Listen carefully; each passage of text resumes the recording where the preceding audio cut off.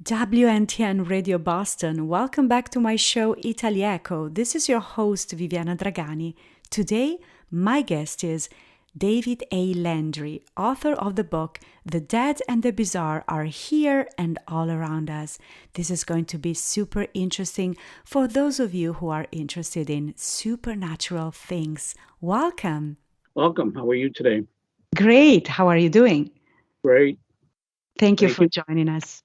So, first and foremost, where were you born and how old were you when you had your first experience of the paranormal? I was born in Lowell, Massachusetts in 1956. I was probably 6 years old when I had my first paranormal experience. Interesting. What was that experience about? My father's mother, they came to visit me one night. She sat on the side of my bed and she kept telling me, David, you know I love you. And I said, yes. She says, you know I really love you. I said, yes. She goes, I will always be with you. And I said, why?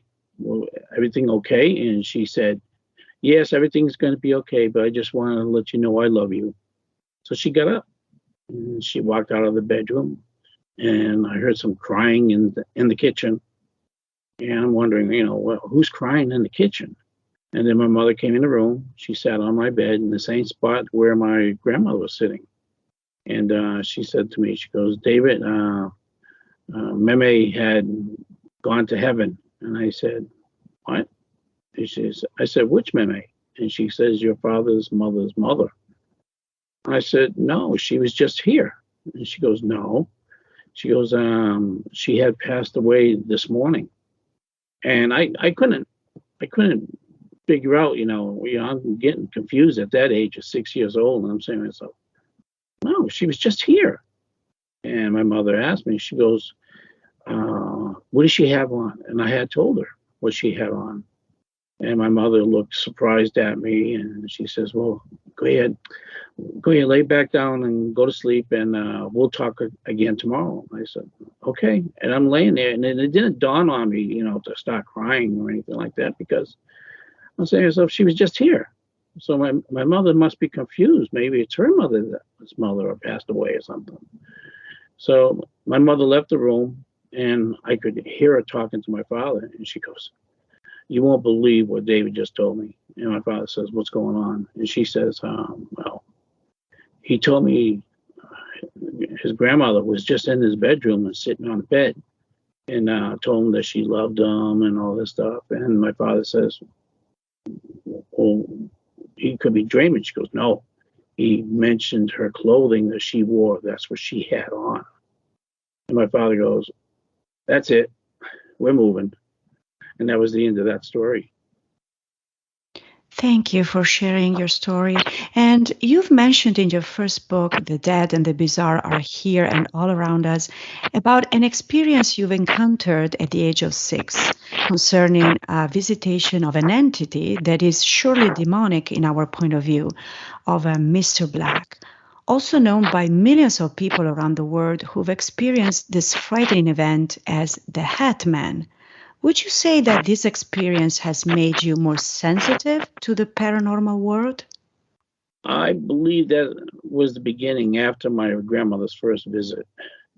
I would probably say yes, because before my grandmother's visit, I never had any encounters or anything like that.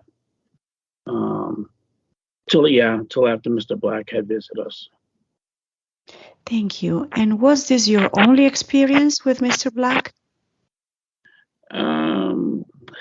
I don't know if people are familiar with the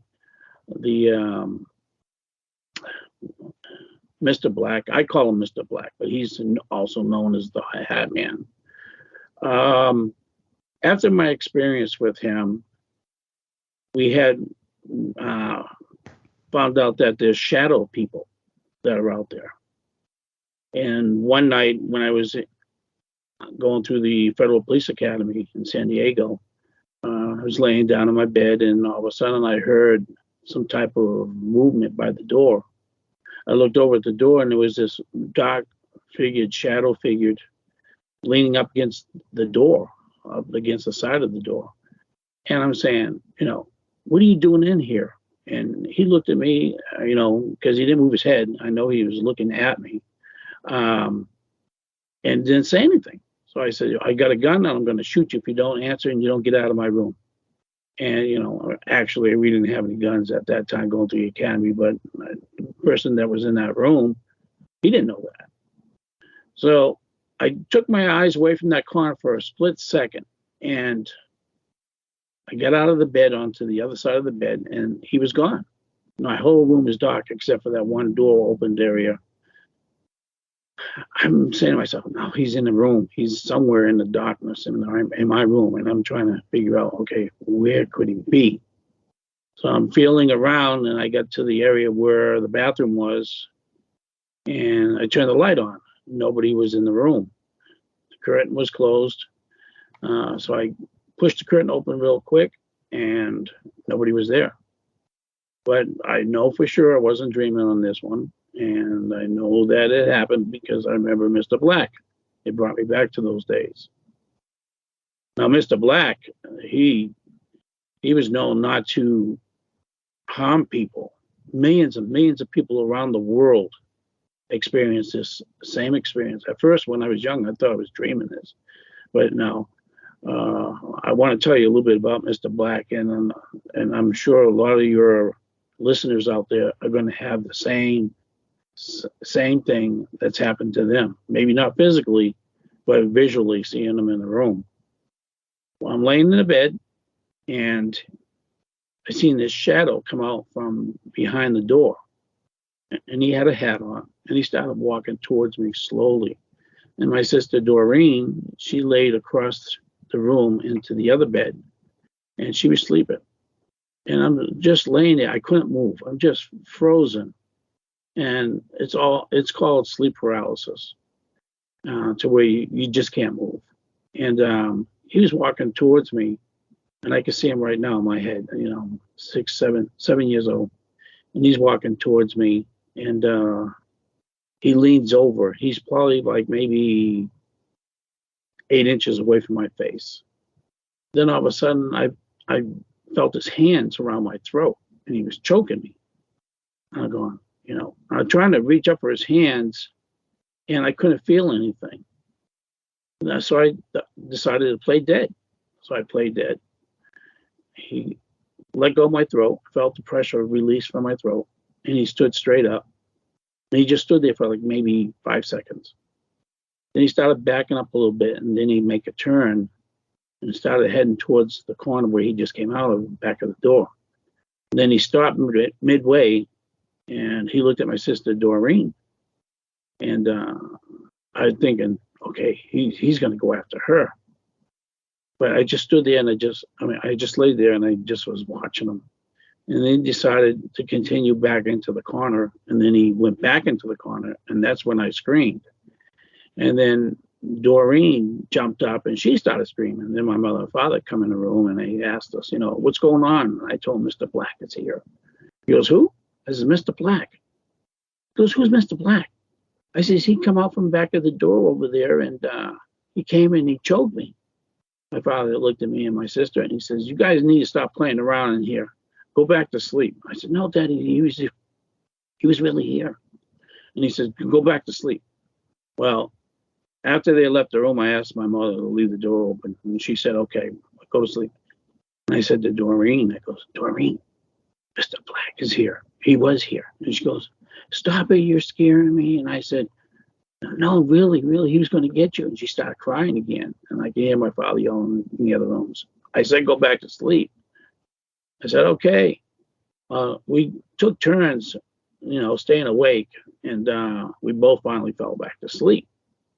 The next day, my mother comes into the bedroom, and she turned the light on to get us up for school. And she screamed. I started shaking. I'm saying to myself, why, you Mr. Black back here again? And she goes, Albert, come in here. My father ran into the room. He goes, what's the matter? He goes, look at his throat. My father looked at my throat. It was all bruised. My father put his hands up against my throat to match the thumbprints that was on my throat. And he looked at my mother. He goes, I was with you, right? And she goes, I know. He goes, he took my sister and he put her hands up against my throat to match. No, it was too small. He then he said, he's not going to school. We're not sending him to school like that. My mother kept putting that foundation on my throat and all that. Figured it would cover it up, but it didn't. It just showed right through it. And from that point on, that was it. My father said, just, that's too many things happening right now. And that was the end of Mr. Black until I started reading up about it at my later age and realized that Mr. Black was really the Hat Man. And he has followers, but not as evil as he is. And they're called the Shadow People. If you really just want to find out who Mr. Black is, he will be the Hat Man. And from that, after that, I've never experienced any more incidences with Mr. Black or Shadow People. Wow. I have goosebumps. Thank you for sharing this. And just give us a short version of your experience of a shadow person at the police academy. Yeah, he was, like I said earlier, that was my second experience. Shadow people are not going to hurt people. They just watch them. It's your Mr. Black or the Hat Man is the demonic one. He wasn't demonic at one time. I mean, he wasn't physical at one time. He was just more or less, he liked to scare people and all that stuff. But lately, in the last, I want to say about 20 years, he has become physical. And if you check out the stories on the Hat Man, you'll see that, yeah, he's been physically touching people and injuring people as well. He just shows up out of nowhere at nighttime. I don't know if anybody has ever had an experience with him coming in the daytime. It's more or less at nighttime in your sleep. Now, I just want to say that some of the people that have stories that had sent me about their experience with the Hat Man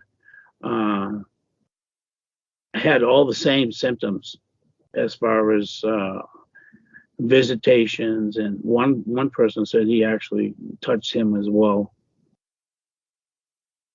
Thank you, David. But they're all known as the Shadow People.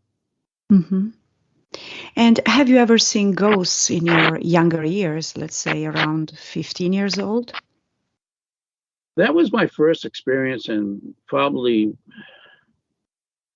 yeah, I would say that was my first experience. My father and I used to run the movies at the Lowell Drive-In. And then one day he just decided to keep the door open to cool off the shack, because those projectors, they produce a lot of heat. And we were both sitting down, and my father's looking out the doorway, and he's just staring out the doorway. And I'm looking at him. He goes, "You okay?" He goes, "I'm not going to take my eyes off." He's look out the doorway. I looked out the doorway, and across the field, there's a cemetery, which I never knew that was one there.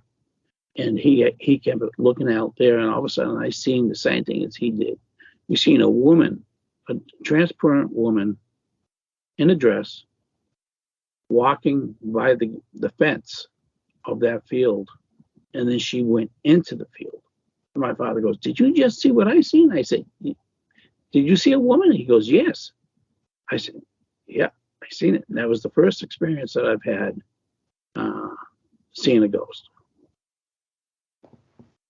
Thank you. And how often have you seen or heard of things in your home move around? Oh, it's quite often. One thing I want to say is, we've never ever heard of ghosts and spirits and all that there when I was young. We never talked about stuff like that in the house. But my father had a lot of experiences that he's never told the family. Same thing with my sister Julie. And then now with myself, it was always a family secret that we don't tell anybody anything. Especially my father would tell me, he goes, "Hey, don't tell nobody." because if you do, we have to move, and I don't have the money to move. And, so he always kept on telling me, be quiet, don't say nothing. And he told that to Julie too. So it was between my father, myself, and Julie that had the most experiences in the house. Things falling, um, uh, refrigerators left open. Nobody's been in the kitchen to open it up. Yeah, little things like that makes you wonder, what's going on.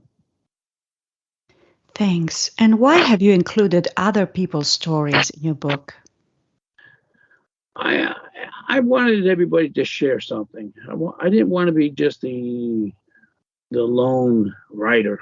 I wanted other people to share a story. So I gave people an opportunity to come up with a story that's happened in their life, and then include them in the book. I always felt like you're doing something good for somebody to get their story out too, and that's why I did it. I wanted everybody to tell their story. Great. And have those people written anything after? Absolutely. I would probably say of all the writers of my 4 books I've written, and it's a series of books of events growing up. They started to write their own stories after they seen their story in my book. Right now, a lot of them, are doing really well with their books, and then people that I have been friends and all, they're starting to write their stories as well. They're starting to write their own books. Yeah, it's just like it snowballed. Everybody is doing their thing now. Thank you, David. And how can our audience find your book? Where?